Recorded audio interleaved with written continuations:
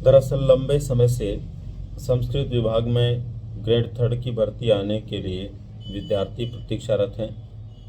और जब विद्यार्थी को या प्रतियोगी को इस बात की आशा या उम्मीद होती है कि इस दिशा से कोई आशा की किरण आने वाली है, तो व्यक्ति का मन उस दिशा के अंदर विशेष रूप से केंद्रित हो जाता है।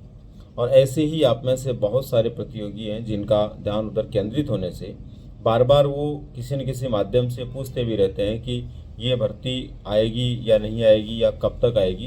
तो दोस्तों, पहले जैसा कि आपको पता है, लगभग मई के महीने में हमें इस तरह के मैसेजेस मिले थे, समाचार पत्रों के माध्यम से भी ये जानने को मिला था कि लगभग जुलाई में जो है इसका विज्ञापन आ जाएगा।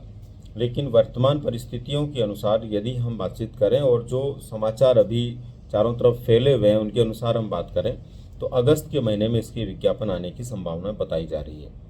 और संभावनाएं नहीं, बाकी मैं तो ये कहना चाहूँगा कि लगभग अगस्त के महीने में आपको विज्ञापन देखने को मिल जाएगा, क्योंकि अभी विभाग ने ये भी स्पष्ट लगभग कर दिया है कि कितने पदों पर क्या क्या या कैसे कैसे भर्ती होनी है।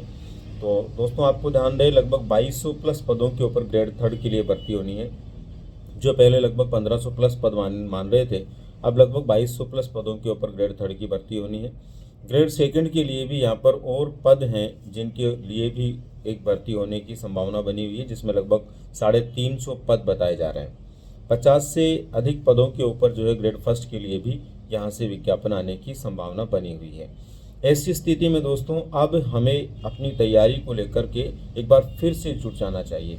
हालांकि मुझे उम्मीद है जो संस्कृत विभाग की भर्ती के लिए प्रतीक्षारत प्रतियोगी हैं वो अपनी तैयारी को पहले से ही जारी किए हुए होंगे, लेकिन फिर भी यदि कोई प्रतियोगी बीच में अपनी तैयारी को ड्रॉप कर चुका है या दूसरे कार्यों में व्यस्तता के कारण वो तैयारी नहीं कर पाया, तो उसको एक बार फिर से अपनी तैयारी में लग जाना चाहिए, क्योंकि बहुत जल्द आपको विज्ञापन के रूप में एक खुशखबरी मिलने की स्थितियां बन चुकी है।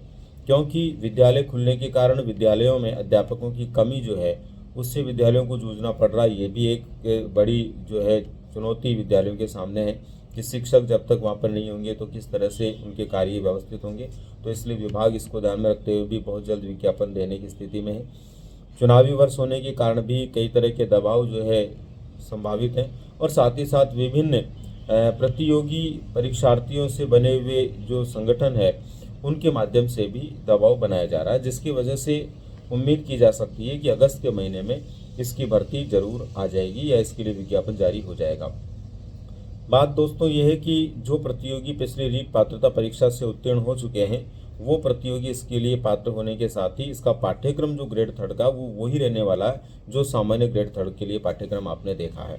इसलिए जब वही पाठ्यक्रम रहने वाला है और उसी पाठ्यक्रम के माध्यम से आपका एग्जाम होने वाला है, तो ये मान के चलिए, ये सोने पे सुहागा कि आपकी पहले की जो तैयारी है वो तैयारी काफ़ी हद तक आपके काम आएगी। और ये जो तैयारी के साथ में आप लोगों ने पिछली तैयारी के समय क्या कमी छोड़ी थी, क्या परीक्षा में आपसे क्या गलती हो गई थी, उनको सुधार करके सही परिणाम प्राप्त करने का आप लोगों के सामने एक सुअवसर है।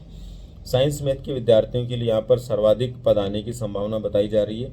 वहीं पर एसएसटी, हिंदी, संस्कृत, अंग्रेजी लगभग सभी विषयों के लिए यहाँ पर पद होंगे। लेवल फर्स्ट के लिए भी यहाँ पर कुछ पद संभावित हैं।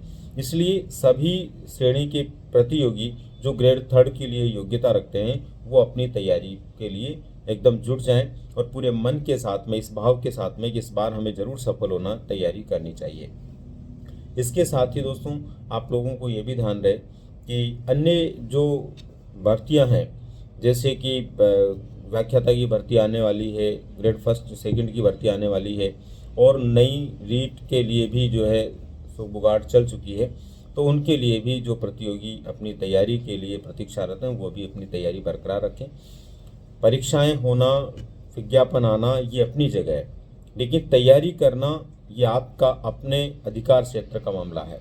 विज्ञापन कब आएगा ये विभाग पर डिपेंड करता है, लेकिन तैयारी कब शुरू करेंगे ये आप पर डिपेंड करती है। और आप जो काम कर सकते हैं, जो आपके हिस्से का, उसको आपको करना चाहिए, ताकि आप सुनिश्चित रूप से अपनी अच्छी तैयारी के साथ में परीक्षा में बैठ पाएँ और अच्छे रिजल्ट को प्राप्त कर पाएँ। मिलते हैं दोस्तों फिर नई किसी जानकारी के साथ में। धन्यवाद।